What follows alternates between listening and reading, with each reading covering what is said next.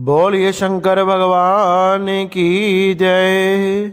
आप सभी को श्री माघ मास की हार्दिक शुभकामनाएं। श्री व्यास जी महाराज सुत जी से माघ मास का 27वां अध्याय सुनाते हैं।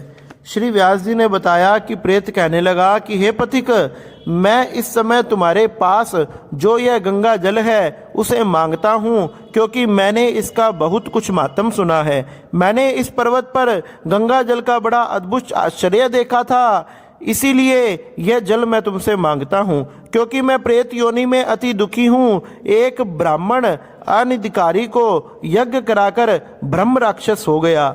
वह हमारे साथ 8 वर्ष तक रहा। उसके पुत्र ने उसकी अस्थियों को इकट्ठा कर गंगा में कनखल स्थान पर गिरवा दिया। उसी समय वह राक्षस तत्व से त्याग कर राक्षस की योनि को त्याग कर सदगति को प्राप्त हो गया। यह मैंने प्रत्यक्ष अपनी आंखों से देखा, इसलिए मैं तुमसे प्रार्थना करता हूँ।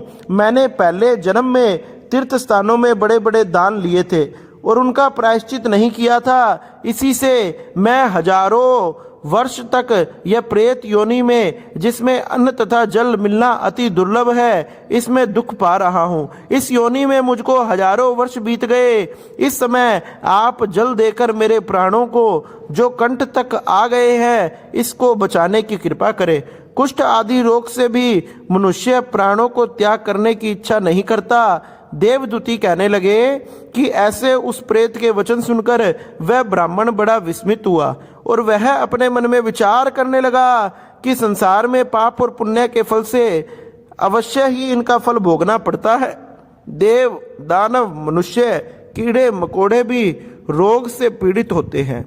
बाल तथा वृद्धों को मरण, अंध तथा कुबड़ापन, ऐश्वर्य, दरिद्रता, पंडितता, मूर्खता सब कर्मों से ही प्राप्त होता है। इस कर्म भूमि में जिन्होंने न्याय से धन इकट्ठा किया वह धन्य है। यह सुनकर प्रेत गदगद वाणी से बोला कि हे पथिक, मैं जानता हूँ कि आप सर्वज्ञ हैं। आप मुझको जीवन का आधार जल इस प्रकार दो जैसे मेघ चातक को देता है। तब पथिक कहने लगा कि हे प्रेत, मेरे माता पिता भृगु क्षेत्र में बैठे हैं, मैं उन्हीं के लिए जल लाया हूँ। अब बीच में तुमने गंगा के संगम का जल मांग लिया।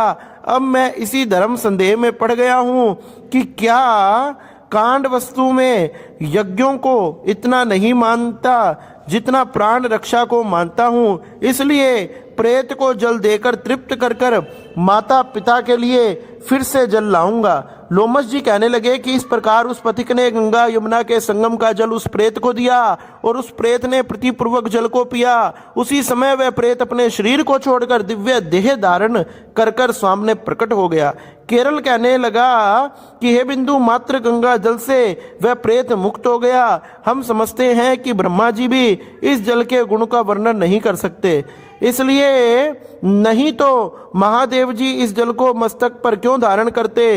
इस संसार में जो मनुष्य काया वाचा और मनसा के पापों से रंग गए हैं, वह गंगा जल के बिना नहीं पापों को धो सकते। गंगा जल के सेवन से ही मुक्ति को प्राप्त कर सकते हैं। जिसके जल को स्पर्श करते ही प्रेत तत्व को छोड़कर मुक्ति को प्राप्त हो गया।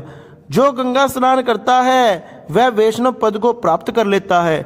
यदि संबंधी लोग गंगा जल से तर्पण करें तो नरक में रहने वाले पितर लोग भी स्वर्ग में चले जाते हैं और स्वर्ग में रहते हुए ब्रह्म तत्व को प्राप्त कर लेते हैं। गंगा जल के समान कोई मुक्ति देने वाला दूसरा साधन नहीं है। वह प्रेत वहां से चला गया तथा 1 मास में जब माघ मास आया तो उसने सने हुए प्रयाग के महात्म के अनुसार गंगा यमुना के संगम पर स्नान कर पिशाच शरीर को धारण कर भक्ति पूर्वक नारायण की स्तुति करता हुआ वह द्रविड़ देश का राजा गंधर्वों से सेवित उत्तम विमान में बैठकर इंद्रपुरी को चला गया।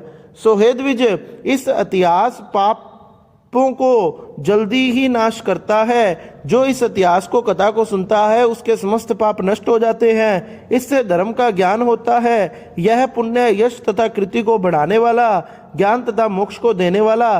तुम भी सदगति पाने के लिए प्रयाग जाओ और वहां पर गंगा जी में स्नान करो, जो देवताओं के लिए भी दुर्लभ है। वहां पर शाप से पैदा हुआ पिशाचपन सब नाश हो जाता है। इस प्रकार लोमश जी के मुख से अमृतमय कथा को सुनकर मानो अमृत पीकर सब प्रसन्न हो गए और पाप रूपी समुद्र से पार हुए। उन्हीं के साथ सब लोगों ने दक्षिण दिशा की ओर प्रस्थान किया। इस प्रकार से श्री लोमश ऋषि ने गंगा जी के प्रयागराज के संगम के महत्व को बताया कि इसमें स्नान करने मात्र से समस्त पाप आदि नष्ट हो जाते हैं और दिव्य देह की, दिव्य धाम की, भगवान नारायण के चरणों की प्राप्ति होती है।